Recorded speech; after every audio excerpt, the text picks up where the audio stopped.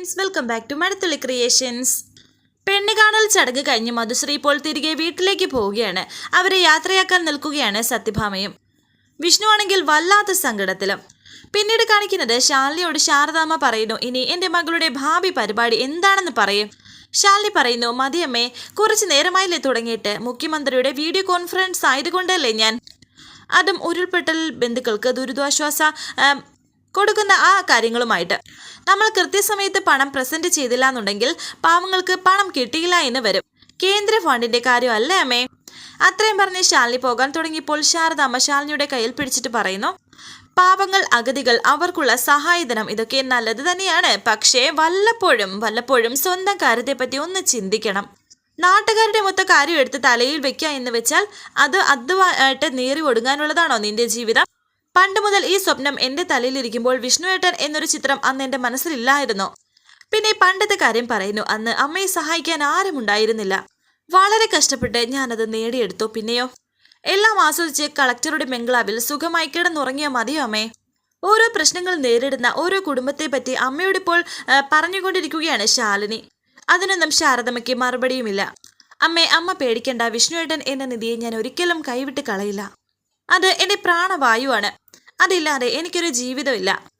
അമ്മേ, പെണ്ണ് കാണൽ അല്ലേ നടന്നിട്ടുള്ളൂ, നിശ്ചയം നടക്കാൻ പോകുന്നില്ല. ശാലിനിക്ക് ജീവനുണ്ടെങ്കിൽ. അത്രയും പറഞ്ഞ് ശാലിനി അകത്തേക്ക് പോകുന്നു. തൽക്കാലം ഒരു സമാധാനത്തോടെ ശാരദമ്മ നിൽക്കുന്നു.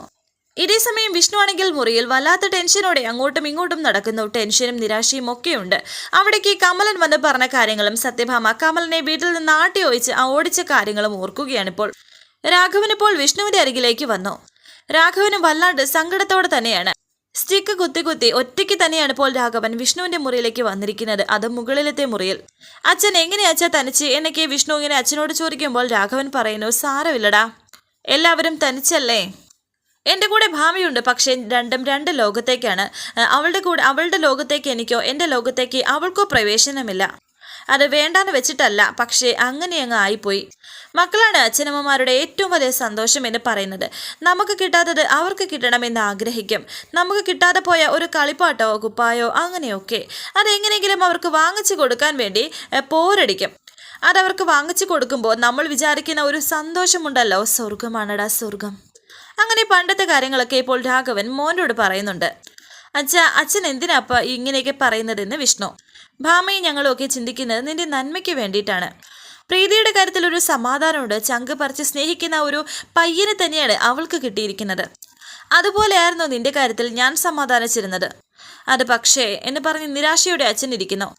എടാ മോനെ, നിനക്ക് ഒരു കൂട്ട് വേണോന്ന് ഭാമ ആഗ്രഹിച്ചാൽ അതവളുടെ സ്വാർത്ഥതയാണ്. മനസ്സിലോ ഹൃദയത്തിലോ ഒരാൾ പതിഞ്ഞു പോയാൽ ചിതയോളം കൂടെ പോകുമെന്നാണ് എനിക്കത് മനസ്സിലാകും. ഒന്ന് പോയാൽ അതിന് പകരം വയ്ക്കാൻ മറ്റൊന്നിനെ കൊണ്ടാകുമോ? ഇല്ല.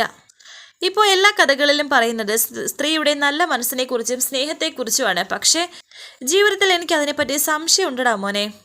കമലൻ ഇവിടെ വന്ന് പറഞ്ഞതും കൂടി കൂട്ടിച്ചേർത്ത് ഞാൻ ചോദിക്കുകയാണ്. നിന്റെ പെണ്ണ് ശാലിനി ഇവിടെ തന്നെ ഉണ്ടെന്ന് ഞാൻ വിശ്വസിക്കും. പക്ഷേ അവൾ തിരിച്ചു വരുമോ നിന്റെ ജീവിതത്തിലേക്ക്? നിനക്കത് ഉറപ്പുണ്ടോ മോനെ? എങ്കിൽ ഞാൻ നിന്റെ അച്ഛൻ കൂട്ടിക്കൊണ്ട് വരുമിടാ അവളെ എവിടെയുണ്ടെങ്കിലും കൊണ്ടുവരും എന്ന് രാഘവൻ പറയുമ്പോൾ സങ്കടത്തോടെ വിഷ്ണു രാഘവന്റെ കയ്യിലേക്ക് പിടിച്ചു. ശാലിനി എവിടെയുണ്ടെങ്കിലും അവിടെ ഇരുന്നാൽ മതിയച്ചാ, ഇല്ലെങ്കിൽ അച്ഛൻ പറഞ്ഞതുപോലെ ഞാൻ ഇങ്ങനെ നടന്നോളാം. അവൾക്കെന്നെ മറക്കാൻ പറ്റില്ലച്ചാ. ഇനിയിപ്പോൾ മറന്നാലും ചിതയോടെ ഞാൻ കൊണ്ടുപോയിക്കോളാം എന്നൊക്കെ പറഞ്ഞ് വിഷ്ണു കരയുന്നു. രാഘവനും സങ്കടം സഹിക്കാൻ വയ്യ. ഡാ മക്കളെ, നീ വിഷമിക്കേണ്ട, അച്ഛൻ ഇപ്പോൾ മനസ്സിലായി. ഡാ മോനെ, എന്ത് വില കൊടുത്തും അത് എൻ്റെ ജീവൻ തന്നായാലും അത് അച്ഛൻ നിനക്ക് കൊണ്ട് തന്നിരിക്കും മോനെ, തന്നിരിക്കും എന്നൊക്കെ രാഘവൻ വിഷ്ണുവിനോട് പറയുമ്പോൾ വിഷ്ണു ഇങ്ങനെ രാഘവന്റെ കാൽക്കലിരുന്ന് കരയുന്നു. എനിക്ക് മറക്കാൻ പറ്റില്ല അച്ഛ എന്ന് പറഞ്ഞ് പൊട്ടിക്കരയുകയാണ് ഇപ്പോൾ വിഷ്ണു. രാഘവൻ വിഷ്ണുവിനെ ചേർത്ത് പിടിക്കുന്നു. നീ വിഷമിക്കേണ്ടടാ, അച്ഛനുണ്ടടാ കൂടെ എന്ന് പറഞ്ഞ് രാഘവൻ വീണ്ടും വിഷ്ണുവിനെ സമാധാനിപ്പിക്കുകയാണ്. അങ്ങനെ രണ്ടുപേരും ഇങ്ങനെ കെട്ടിപ്പിടിച്ച് കരയുന്നു. ഈ സമയം ശ്യാമയാണെങ്കിൽ പുറത്ത് വെച്ച് ശാലിനിയുടെ ഫോണിലേക്ക് വിളിക്കുന്നു. എടുക്കുന്നത് ഇപ്പോൾ അമ്മയാണ്. അമ്മ, ഈ കുഞ്ഞച്ചി എവിടെയാണെന്ന് ശ്യാമ ചോദിക്കുന്നു. അവൾ കളക്ടറേറ്റിലുണ്ട് എന്ന് ശാരദാമ്മ. അമ്മയെന്താ എന്നെ പരിഹസിക്കുവാണോ? ഇന്നിവിടെ ഒരു ചടങ്ങ് നടന്നു, അത് വല്ലതും അറിഞ്ഞോ എന്ന് ശ്യാമ. മോളെ, അവൾക്ക് ജോലിയുടെ ഒരു കാര്യം വന്നു, അതാ ഫോൺ എടുക്കാൻ പോലും സാധിക്കാതിരുന്നത്.